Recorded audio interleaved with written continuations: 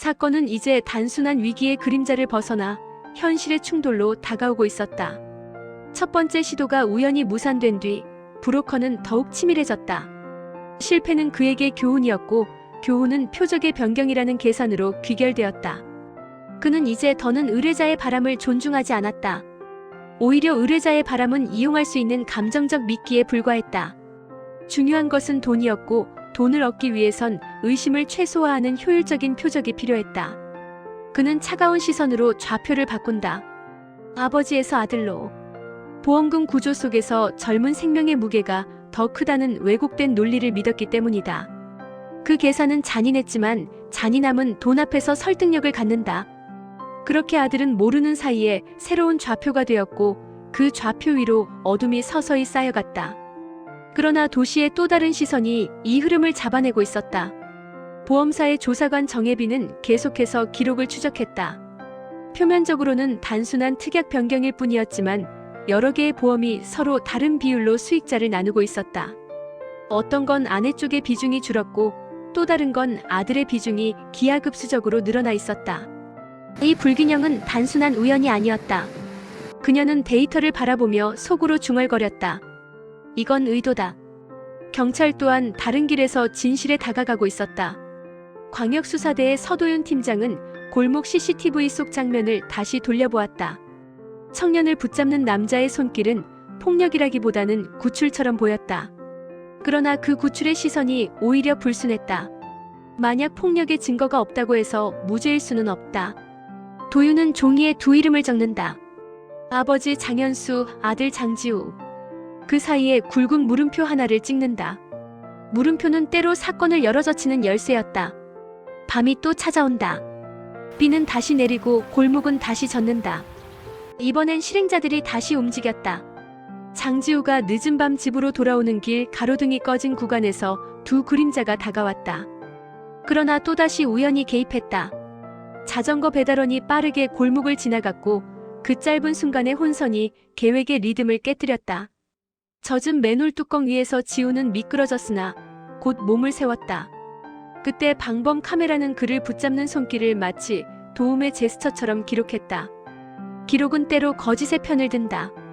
각도가 다르면 진실도 다르게 보인다. 이 사건은 기록과 진실의 간극에서 자라났다. 경찰은 그 간극을 좁히려 애썼고 보험사는 숫자의 흔적에서 그 간극을 채우려 했다. 그러나 당사자들은 침묵 속에서 무너지고 있었다. 아버지는 자신의 설계가 왜곡되었음을 모른 채 병원 침대에 누워 있었고 아들은 자신이 표적이 되었음을 직감하면서도 그 사실을 차마 입 밖으로 꺼내지 못했다. 어머니는 여전히 체면이라는 벽 뒤에 서 있었다. 그 벽은 가족을 지키지 못했다. 오히려 가족을 더 깊은 고립으로 몰아넣고 있었다. 그러던 어느 날 경찰에게 익명의 제보가 들어왔다. 브로커의 이름과 그가 머무는 모텔의 호실. 수사팀이 출동했을 때 방은 이미 비어 있었다. 그러나 테이블 위에 남겨진 봉투 하나가 모든 걸 말해주었다. 지도와 시간표, 정류장 번호의 밑줄이 그어져 있었다. 그 봉투는 문서가 아니라 선고문이었다. 다음 표적은 아들. 경찰은 그 순간 사건의 흐름이 단순한 우발적 폭력이 아니라 정교하게 설계된 전도된 청부 살인임을 확신했다. 도윤은 병실로 돌아와 장현수를 마주했다. 그리고 직설적으로 물었다. 의뢰자는 당신입니까? 방 안의 공기는 무겁게 가라앉았다. 아들은 숨을 멈췄고 아내는 눈을 피했다. 아버지는 잠시 침묵하다 고개를 끄덕였다. 그는 스스로의 죄를 인정했다. 가족을 지키기 위해 자신의 죽음을 설계했다고.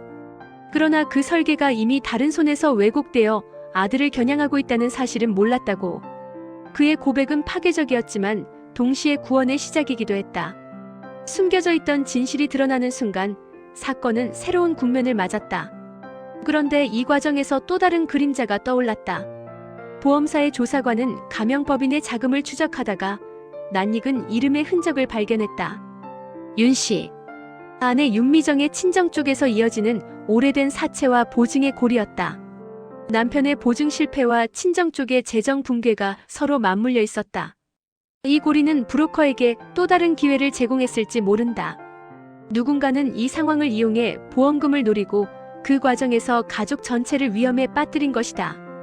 사건은 단순한 직선이 아니었다. 의뢰자의 의도와 브로커의 왜곡, 그리고 제3자의 욕망이 삼각형을 이루며 얽혀 있었다. 도시는 이렇게 사람들의 체면과 공포가 얽히는 순간을 놓치지 않는다. 표적이 바뀌고 의뢰가 왜곡되며 결국 가장 무고한 누군가가 위험에 처한다. 장지우는 이제 단순한 목격자가 아니라 생존을 건 표적이 되었다. 경찰은 그를 보호하려 했지만 보호는 언제나 늦게 도착한다. 그는 이미 사건의 중심에 들어와 있었다. 병실에서의 고백 이후 사건은 눈에 보이는 궤도를 바꿨다. 아버지가 설계한 죽음은 이미 다른 사람의 손에서 변조되었고 그 변조는 아들을 향했다. 경찰은 아들을 보호 대상으로 지정했으나 보호라는 단어는 언제나 허술하다. 보호는 상대가 알고 따라야만 효력을 발휘한다. 그러나 아들은 이미 표적이 되었다는 직감을 떨칠 수 없었다. 그는 경찰의 보호를 받으면서도 자신의 두 발로 진실을 확인하고 싶었다. 브로커는 여전히 그림자 속에 있었다. 오성민이라는 이름은 이제 수사 기록에 선명하게 남았지만 그는 잡히지 않았다. 그가 남긴 흔적은 교묘했다. 모텔방의 봉투, 지워진 통화 기록, 현금 거래. 모든 것이 의도적으로 불완전했다. 불완전함은 추적자를 혼란스럽게 만든다. 그러나 불완전함은 동시에 무언가를 말한다. 여기에 사람이 있었다. 불완전한 흔적은 완전한 부재를 증명하지 못한다. 수사관들은 그 모순 속에서 길을 찾았다. 보험사의 조사관은 여전히 숫자를 추적했다. 돈은 거짓말을 하지 않는다. 돈은 반드시 흐른다. 돈이 흐르는 곳에는 욕망이 있다. 욕망은 언제나 사건의 또 다른 주인공이다. 그녀는 가명법인에서 다시 친정 쪽 이름을 발견했다. 윤씨 가문의 오래된 부채, 사채업자의 이름, 문서에 찍힌 오래된 도장. 이 고리는 단순한 배경이 아니었다. 누군가는 이 고리를 이용했고 그 결과 보험금이 목표가 되었다. 이 사건은 단순히 한 남자의 절망에서 시작된 게 아니었다. 그것은 오래된 부채의 그림자, 집안의 체면, 그리고 제도의 빈틈이 만들어낸 결과였다. 경찰은 미끼를 던졌다. 아들이 오후에 집에 홀로 들어갈 것이라는 가짜 정보였다. 이 정보는 고의로 흘려졌다. 브로커는 움직였다. 그는 카메라의 각도를 알고 있었지만 새로 설치된 이동식 장비까지는 알지 못했다. 그는 골목의 사각지대를 믿었으나 그 사각은 이미 경찰의 장치로 덮여 있었다. 그의 발걸음은 조심스러웠지만 심장은 배신했다. 맥박은 시계를 통해 숫자로 기록되었고 그 숫자는 그의 두려움을 증명했다. 결국 그는 붙잡혔다. 그는 웃으며 말했다. 나만 나쁜 놈은 아니야. 경찰은 대꾸하지 않았다. 나쁜 놈이 누구인지는 판결이 정한다. 그러나 중요한 것은 그의 입이 열리지 않았다는 사실이었다. 그는 끝내 윗선을 말하지 않았다. 대신 그의 뒤에 남은 돈의 흐름이 윗선을 가리켰다. 돈은 말하지 않지만 돈은 길을 남긴다. 길은 사람을 노출시킨다. 그렇게 사건의 삼각형은 점점 선명해졌다. 실행자 어와 B는 결국 잡혔다. 그들의 입은 브로커보다 빨리 열렸다. 우린 시킨 대로 했습니다. 원래는 아버지였는데 나중에 아들로 바뀌었다고 들었습니다. 그들의 진술은 경찰의 추측을 확신으로 바꿨다. 표적은 변조되었고 변조는 돈 때문이었다. 그러나 누가 돈을 맡겼는지는 여전히 베일에 쌓여 있었다. 브로커의 말은 끝내 모호했다. 돈이 그렇게 가르쳤다.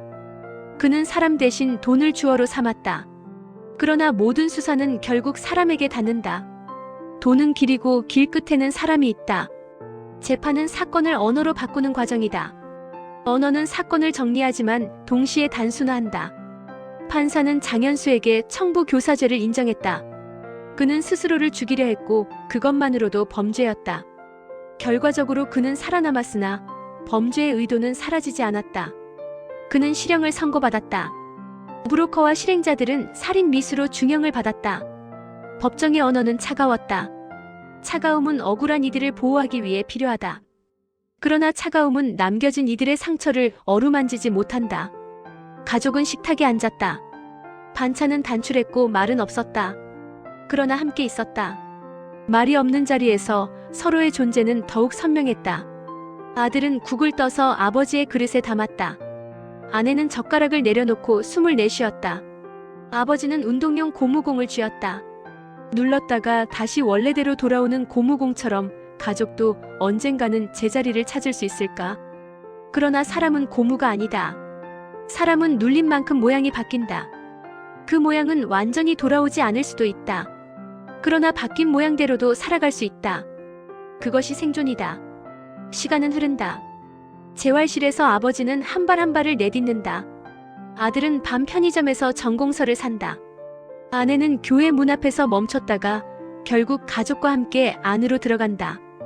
보험사 조사관은 파일을 닫으며 화면에 남은 숫자의 궤적을 바라본다. 형사는 보고서를 쓰며 정답 없는 정의라는 낙서를 컵에 새겨둔다. 모두는 자기 자리에서 살아남는 방식을 택했다. 그러나 도시는 잊지 않는다.